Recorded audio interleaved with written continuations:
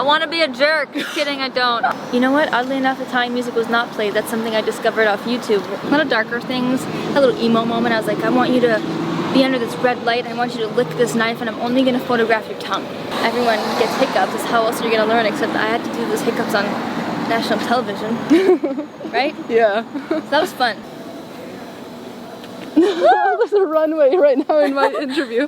Guys, today I'm going to talk about glitter. Glitter brings light to your life. However, in moderation, because it's also really bad for the environment. I find romantic love is the one that puts cracks, can put cracks in a lot of things.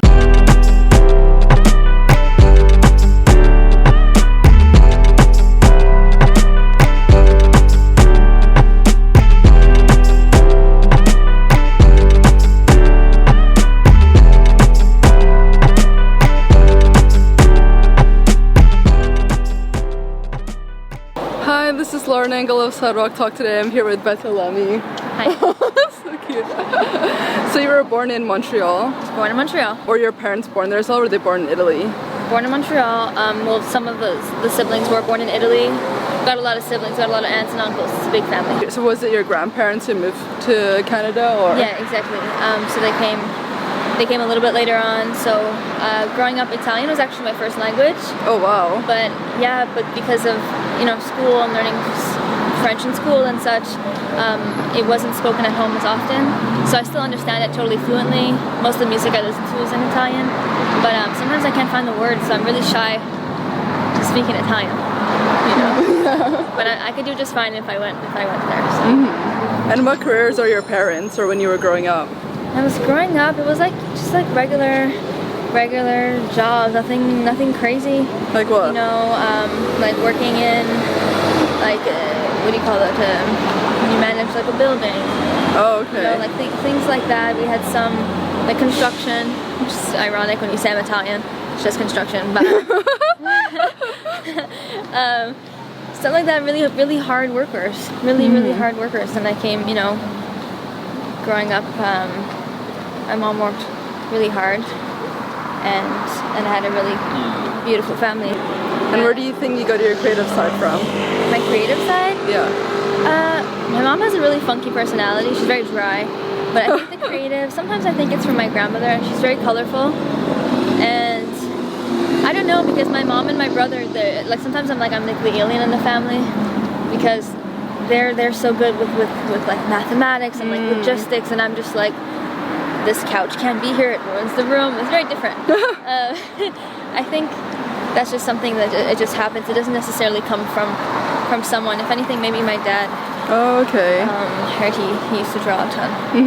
And when you were really young, like you were playing the Addams Family, was it this theme song? Yeah, that was at my grandmother's house. My grandmother had a piano, and I used to go there. That was a bus, in case you didn't hear it. I used to go there and ba-da-da-da. I couldn't snap, so it was probably just like I remember that. And that was the thing. Yeah. And then what made you want to pick up so many instruments? The challenge of it, like when I touched the piano, everything made sense. All the keys are there. I play by ear. I still can't read a note, which is very frustrating. But being able to like always pick up an instrument, and also the thrill of seeing someone else be like, but you just touched this, how can you play it? That kind of was really satisfying. But it's kind of like all these friends that you'll get along with, you just haven't met yet. That's how I feel about. Yeah. It sounds really dorky. And how did you have access to so many instruments? Were you renting it? No, I mean, well, when I grew up, so like my grandmother had a piano. I didn't have a piano at home. But there'll be like little things like fake guitars or like fake xylophones at school. They didn't even have a music program at school. Like the other day I was in the shower, and like when you have a metal grate like to hold soap. Yeah. I literally plucked the strings and found tones in them and literally made a song out of like a soap holder. Oh my gosh. I was like dun, dun, dun, and I was like, yeah, we're writing the song. We wrote an awesome song. So to answer your question, like I don't even know what the question was. ADD is real. And what kind of music was played in the house? A lot of Elton John, a lot of Queen, a lot of Cat Stevens. The dance stuff wasn't really played. My brother liked Benny Benassi, but it's like the late 90s, and that was some of my favorite for sure. How about for Italian music? You know what? Oddly enough, Italian music was not played. That's something I discovered off YouTube. I remember a couple years back, I got so stuck with YouTube. Like, it would be 7 o'clock at night, and then I would blink, and it was 2 o'clock in the morning. I would like go through an entire artist's complete catalog, just like feeling so like I couldn't get enough. I almost felt like it was like a new addiction. It was like smoking, but videos. I went through like packs and packs a day. But how did it click to you that you wanted to do music for your life? For my life? Yeah. I mean, it didn't. Everyone always told me like you can't support yourself when you're an artist, and I understand that could be a possibility. Everything I've done, I've been working since I was 15, and I've always found a way to make a living, even if it was working for myself or finding a business within something. So being told that was really discouraging, and for a second I almost believed it, like when music school said no. But then when I was like, I can't do this anymore, like it was really bothering me, I ended up moving to New York. Seeing people that were making music,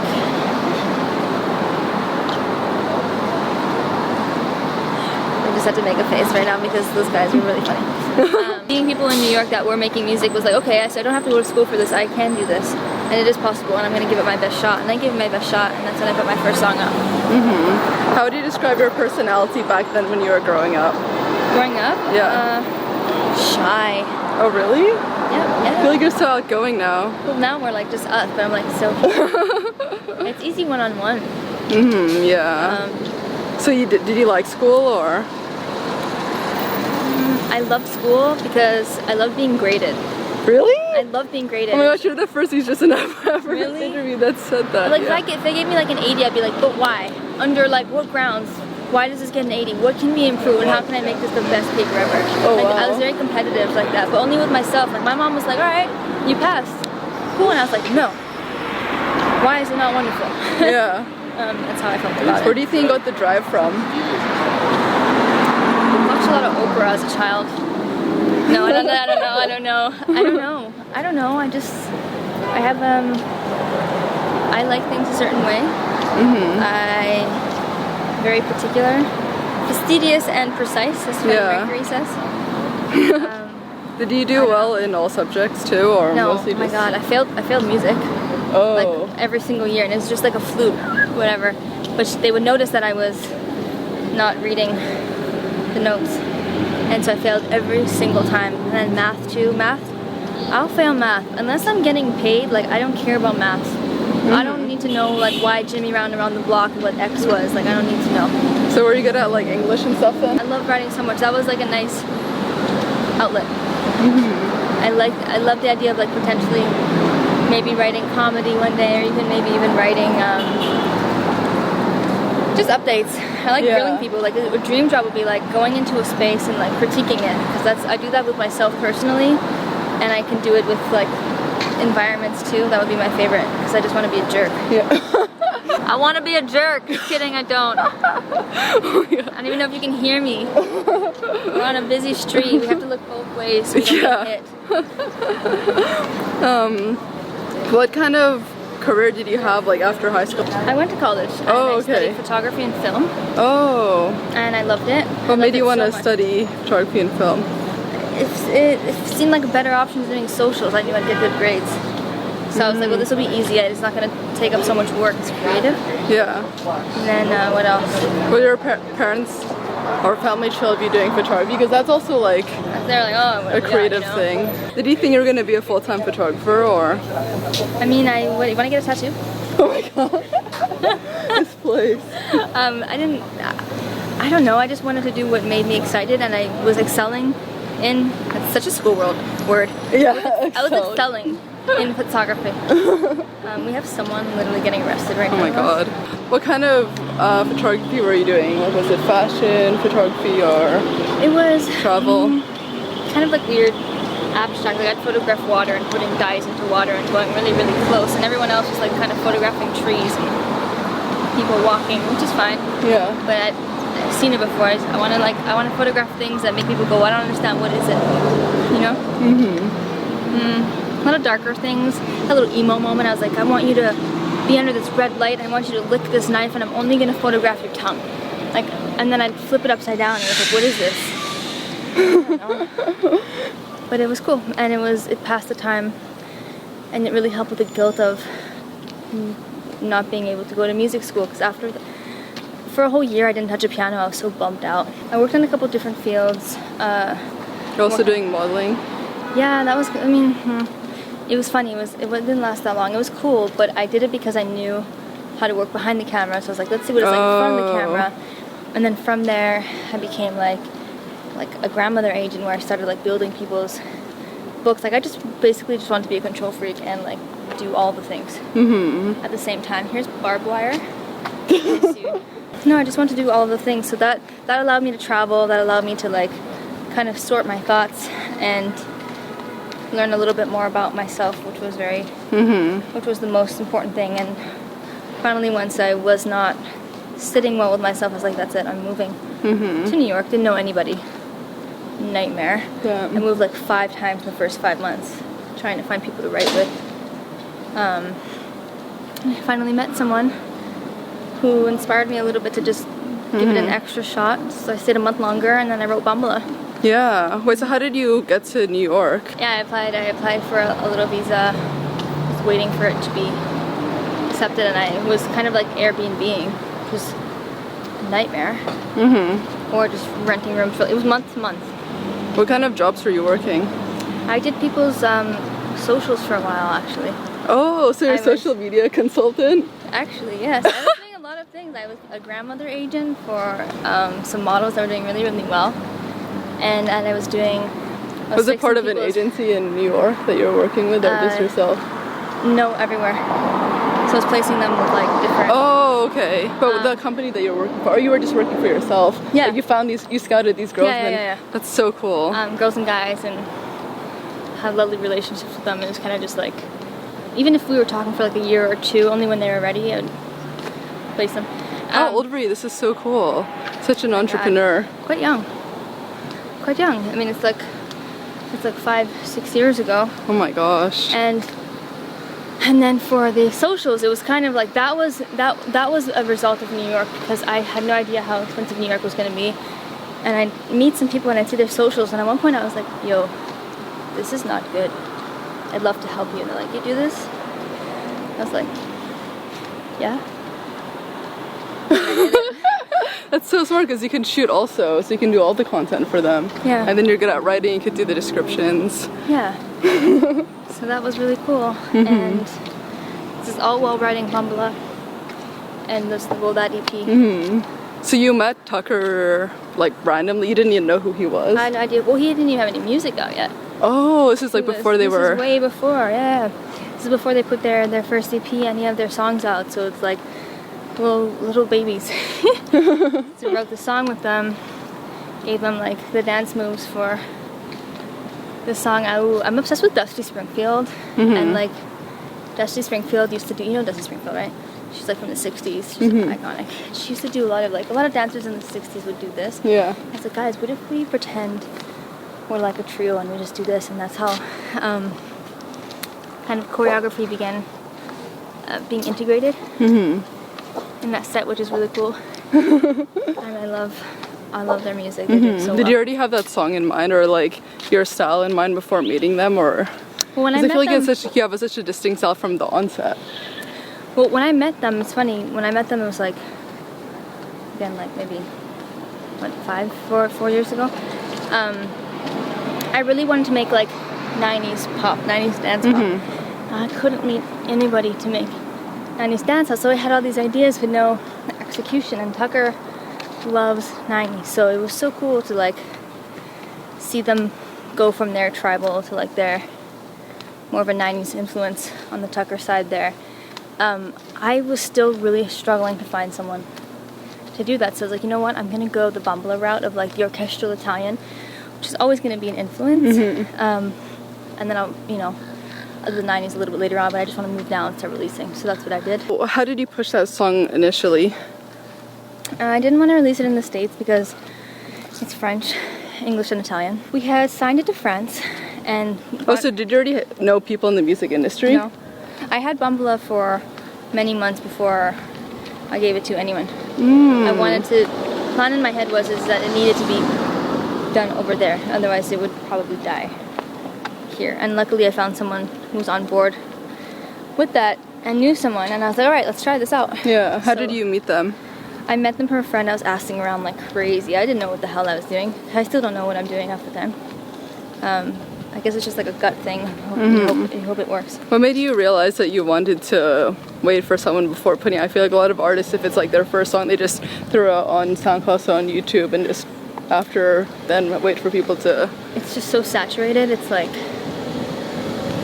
I feel like that could be wonderful for certain types of music, but this is way more of like a cinematic vibe, and there's I don't know what it was. I didn't want to treat it like that. Yeah. And I understand maybe some genres you can do that. I like to like set the stage a little bit more. Yeah. You know, so waited, released it with a video. A little more old school like that, I guess. Yeah. And what did they do to push your song? We showed some radios, and it's such like a pop / radio song, like just a drop. Yeah. It's so good. Thank you. It took me so long to figure out, like I was uncomfortable with it because I thought I sang too loudly in it. Ridiculous. Still makes me awkward. Like, Italy, and in Italy, just like wildfire, because the song I added a little sprinkle to one of my favorite singers. Like, remember those YouTube days? Yeah. Like 2 in the morning. One of the singers was this woman, Patti Bravo, and she is like the Cher / David Bowie of Italy. Iconic. And she had a song called La Bambola. So I added a little sprinkle, like half a line in the song, just this little homage. So I think having a song also called Bambola was almost maybe a bit familiar to them. But in itself, I think the song stood out because the production and the drop is quite unique, and having 3 languages no one's really done. So maybe that's why. I don't know. It would sound like self-masturbatory if I said how and why, because I don't know how and why. Was it surprising to you that your first song went to radio? I feel like it's unheard of. It surprised me that it did that well. But I feel like my goal would be to make like cinematic and radio music, not like some ambient. Like, I love pop and dance smashers. My goal is to like make pop and dance smashers. So if I don't see a movie in my head or see like a potential, like, oh my god, this would be so cool on this radio, I don't usually continue the song. Just me, maybe. But that's the way it is. We're passing the tattoo shop again. We should just get a tattoo. Bambola. Bambo, and then La. Oh yeah, we just continue it. So how did you meet our manager? My current manager? Yeah. Through my old manager, ironically. Yeah. So you never performed before, and then you went straight to live TV. That's shocking. Oh my gosh. So, song comes out, does well. I'm in my friend's apartment in Brooklyn, and they're like, they want you on this TV show, which is like the Jimmy Fallon. It's called Che Tempo Che Fa. In 6 days, can you do it? And I'm like, I've never performed ever. And it's like, okay, I need to get a guitarist, and I'm trying to come up with like a show in my head in like the 3 minutes we're on this call. So I found a guitarist, and I came up, like I met him like 2 days later. We rehearsed for 2 days, which is wild. His name's Simon. I love him. He's so cool. And I turned him into a doll. So you can see that performance online. Yeah. Che Tempo Che Fa is the name of the show. I turn him into a doll, and every time I hit him, he comes to life, and then he plays the song. Yeah. Because Bambola in Italian means doll. And we did that. So like this first time I had in-ears in front of like 6 million people. I've never even had in-ears before. I'm hearing myself sing. I'm getting super uncomfortable hearing my own voice. Like, Betta, shut up. I don't want to hear you. Ridiculous. So that was cool. I was just really nervous at one point. I remember like I choked on air. And I was like nothing was coming out. Oh my gosh. Because the thing with this project is like kind of teething in public. Yeah. So like I've never done it before. I'm bound to fuck up because everyone gets hiccups. It's how else are you gonna learn? Except I had to do those hiccups on national television, right? Yeah. So that was fun. But I'm excited. I think that's the coolest way to learn. We should turn the camera around because that look is fun. Are you getting me? Bye. Can you elaborate more on your website you were doing in New York? Well, when I was in New York, I was floating around and I was like writing about my experiences and my adventures. They're called like the Betta updates, Adventures of Betta. Hashtag. So Adventures of Betta, I would like walk around the city and I would just write and document things I saw, how they made me feel, how I would relate them to life, and the lessons I would learn at the end of those days or at the end of those weeks. I talk to a lot of strangers, or sometimes I find like strangers would come up and talk to me. Some people would tell me really personal things. I don't know what it is. They would just tell me these wonderful things, and I see them as like little gifts or lessons or signs. I don't know. It sounds corny, but it's not. I had like really beautiful experiences there, and I loved writing about them. I didn't do it as much. I think I got in my own head a little. Really? A little bit. Did people start finding you from it, or was it just kind of just you? No. People knew it was me, but it was like I started like becoming less and less personal because we got like Instagram started becoming. Oh yeah.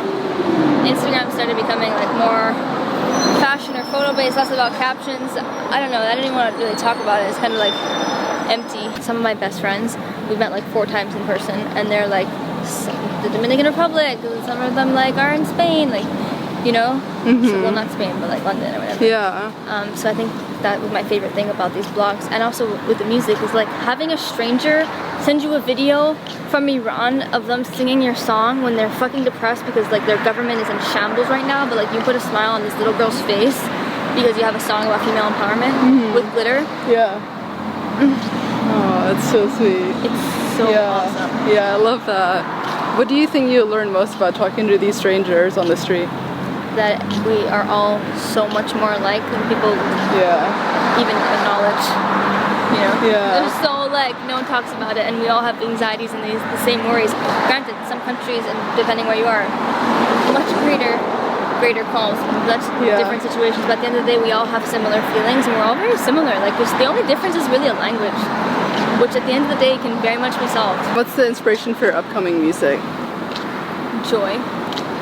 Really? You're over your bad breakup? I'm so over it. Oh, I don't even know if it was a breakup. It was just like a toxic leech that I had to get my bearings, and I've been over that for so long. But like then the song had like another 1.5 years of like life, and I was like, great, we're gonna have to like talk about this more. But the new songs are just like super feeling myself, the people around me, hyping up the people around me, being way more in my element. These songs are. There's like 2 sides of me. It's like super dance happy, and then there's like that orchestral classic dramatic side, right? So the next couple of songs I think are going to showcase more of the happier Betta, finally. Yeah. Which is cool. How about the specific themes for it? The specific themes, I'd say way more in the realm of my favorite pocket of music in the late 90s and early 2000s. I've been wanting to have songs like this out for like the past 5 years. I didn't know how to do it. Yeah. And I also didn't have access to people that even wanted to create these things. So it's nice that some people are more open to it now, and I didn't know how to do it on my own at the time. So this is cool. It's finally going to come out, and I can't wait. How about the lyrics? The lyrics? Yeah. I'd say they're playful. Any specific stories? I think it's about letting yourself be playful. Because that's what I think the song is about. And stepping out there, and I love to actually hear what other people think of it. That brings me the most joy, so you guys let me know. At me. And do you have any specific inspirations for your music videos, like outside of other artists? Honestly, every video I do, I write in my head while the song is being made. So literally, like I always have my laptop out, and I'm picturing a song. I'm like, all right, we have to keep doing this song, and I'll write out the treatment then and there. Oh wow. Yeah, it's always done then and there. Yeah. And then sometimes, depending on like this director, maybe they can add some things to the original treatment, but there's always those original elements that are in there, and then after we film them, I edit them. So that's like my favorite. That's like my all-time favorite is actually editing the videos. Yeah. Like I wrote, I co-directed, and I wrote Bambola and edited the video.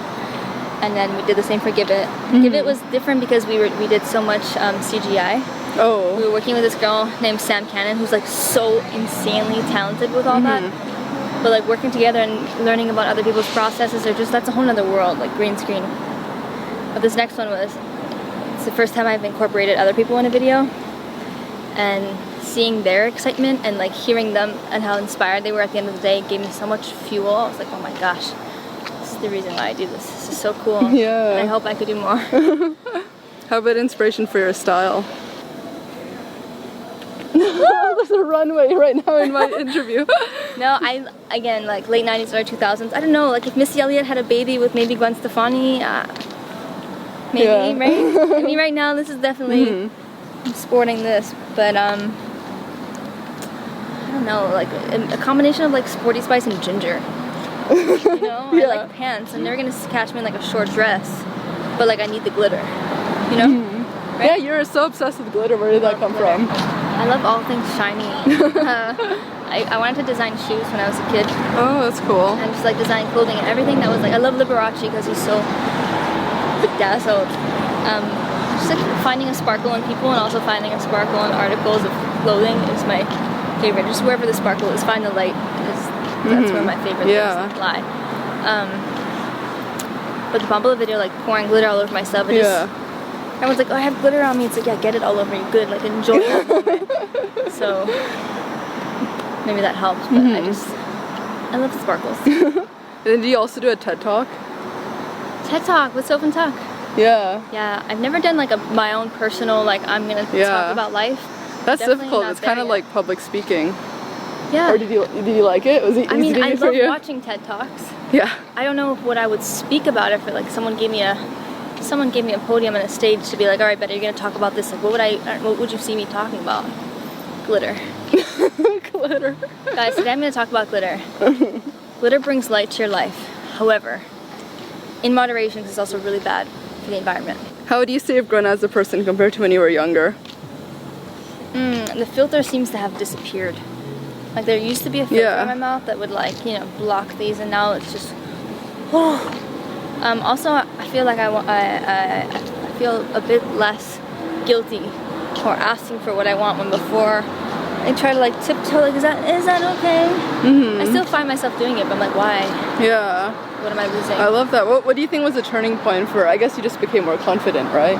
I don't know if it's confident. I think it's like, you know, when your gut tells you something, you're like, this isn't going to work, and then it doesn't work, and you're so mad that you have like golden nuggets and people are dropping it. Yeah. I don't want to see any more things that I put love into being dropped on the floor.